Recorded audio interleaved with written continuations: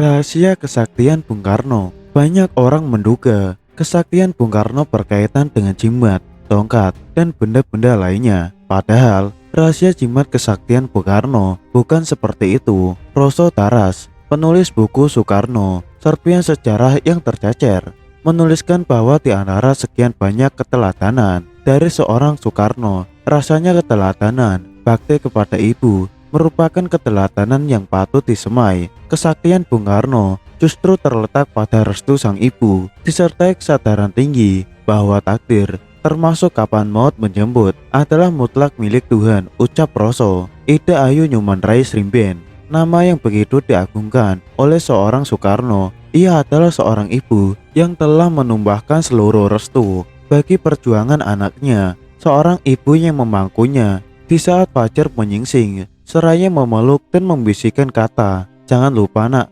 engkau adalah putra sang fajar." Tak pernah Bung Karno lupakan momentum pagi hari sebelum keberangkatannya ke Surabaya untuk melanjutkan sekolah di HBS. "Rebahlah nak, rebahlah di tanah," perintah sang ibu. Tanpa bertanya apa lagi, Soekarno kecil pun segera rebah di tanah, menghadap langit semesta. Sang bunda segera melangkahi tubuh kecil Soekarno hingga 3 kali bilangannya. Itulah bentuk seluruh restu yang ia tumpahkan bagi sang putra, Papat Soekarno. Bung Karno sadar, Ida Ayu Nyuman-Rai Srimben tidak kalah sadar. Sejak itu, mereka harus berpisah. Sejarah pun kemudian mencatat, Bung Karno sekolah di Surabaya, menumpang dan digembleng oleh Hos Cokro Aminoto. Perjalanan selanjutnya adalah Bandung untuk menggapai titel insinyur di THS, sekarang ITB. Jika dideret rentetan, sebelum dan setelahnya akan terbentang sejarah panjang Soekarno yang dramatis. Sang ibu yang kemudian berdiam di Blitar adalah seorang ibu yang tidak pernah putus merestui dan mendoakan anaknya. Ada kalanya pula Soekarno yang sowan ke Blitar menjemput restu. Ya, dalam segala hal Soekarno terus mengupdate restu sang bunda dalam hal apapun, entah ketika mengawali pelajaran, ketika mengawali kehidupan berumah tangga, ketika ini dan itu. Restu bunda nomor 1, bebernya. Dokumen tutur dan foto menggambarkan betapa tradisi sungkem dilakukan Soekarno dari kecil hingga akhir kehidupan sang bunda adalah takdir seorang putra yang senantiasa wajib berbakti kepada ibunya hingga putus usia. Itu pula yang dilakukan Bung Karno, cetusnya. Selain itu, ada misteri tongkat dari Soekarno. Sering dipercaya ada jimat kesaktian di dalamnya. Konon, pusaka sakti milik Gajah Mada ini tersembunyi dan dipegang oleh Bung Karno. Soekarno diyakini memiliki tongkat sakti sebagai salah satu pusaka sakti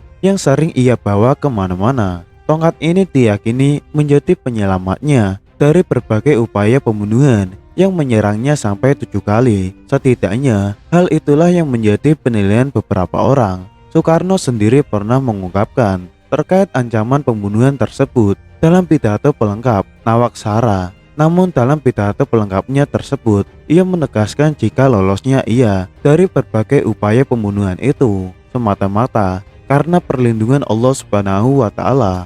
Syukur alhamdulillah, saya dalam semua peristiwa itu dilindungi oleh Tuhan. Kalau tidak, tentu saya sudah mati terbunuh dan mungkin akan saudara namakan tragedi nasional, kata Soekarno dalam pidatonya. Meski begitu, banyak yang beranggapan Soekarno orang sakti. Ia juga sudah lama dikenal sebagai pencinta benda pusaka. Salah satu benda pusaka yang ia miliki adalah aji lembu sekilan yang konon dimiliki Patih Gajah Mada. Ajimat ini disebut-sebut sanggup melindungi pemegangnya dari bahaya. Tidak hanya itu, ada juga wesi kuning yang diyakini banyak orang selalu ia kantongi kemanapun ia pergi. Wesi kuning berukuran sebesar lidi, tapi khasiatnya sama dengan aji lembu sekilan. Konon juga katanya pernah dimiliki Adipati Minakjingga yang melawan Majapahit demi bisa mengawini Ratu Majapahit, Dewi Suhito. Konon yang bisa memiliki wesi kuning diyakini terlindung dari berbagai bahaya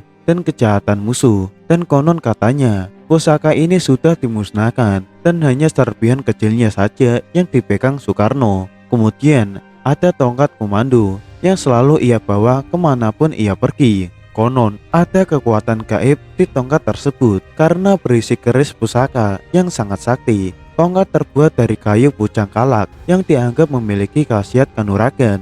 Jika ditaruh di atas air, maka bayangan kayu akan menyerupai ular yang sedang berenang. Kelebihan keris pusaka ini dianggap sanggup melindungi pemegangnya dari bahaya yang mengancam dan juga sanggup meluluhkan hati para lawannya, menimbulkan rasa iba dan bisa menambah kewibawaan. Selain itu juga ada keris pusaka peninggalan perang Puputan Bali yang pernah dipakai Raja Singosari berperang dan menelan banyak korban. Tidak hanya itu, semua kesaktian Soekarno ternyata berasal dari guru spiritualnya. Guru spiritual Insinyur Soekarno atau Bung Karno, sang proklamator Republik Indonesia ini, diyakini cukup banyak diantaranya, yakni Raden Haji Umar Said Cokro Aminoto, lebih dikenal dengan nama Hos Cokro Aminoto, merupakan salah satu pemimpin organisasi pertama di Indonesia, yaitu Sarekat Islam pada 1912.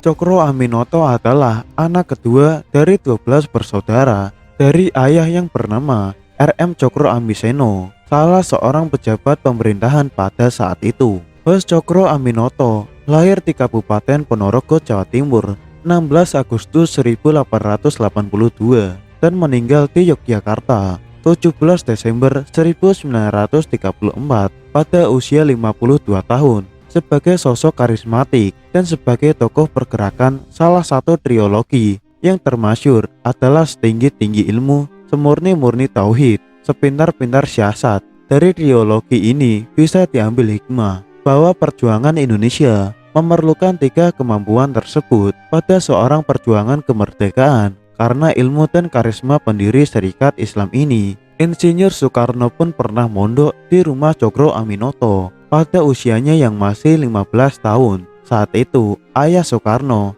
Raden Sukemi Sostro Diharjo dan Ida Ayu Nyoman Rai, menitipkan Soekarno, bahkan juga pernah tinggal di rumah kos milik Cokro Aminoto. Tahun 1921, Soekarno menyelesaikan sekolahnya di HBS. Ia kemudian melanjutkan sekolahnya di Teknik High School atau THS, atau kini lebih dikenal sebagai Institut Teknologi Bandung atau ITB. Soekarno banyak belajar tentang politik sebagai alat untuk kesejahteraan rakyat dan pergerakan sekaligus belajar tentang agama. Guru spiritual Bung Karno selanjutnya yakni Raden Mas Panji Sosro Kartono. Mungkin tak banyak yang mendengar nama dan kiprahnya. Raden Mas Panji Sosro Kartono adalah putra Adipati Aryo Sosro Ningrat, Bupati Jepara, pria kelahiran Mayong, Jepara. 10 April 1877 ini merupakan kakak dari R.A. Kartini. Namun siapa sangka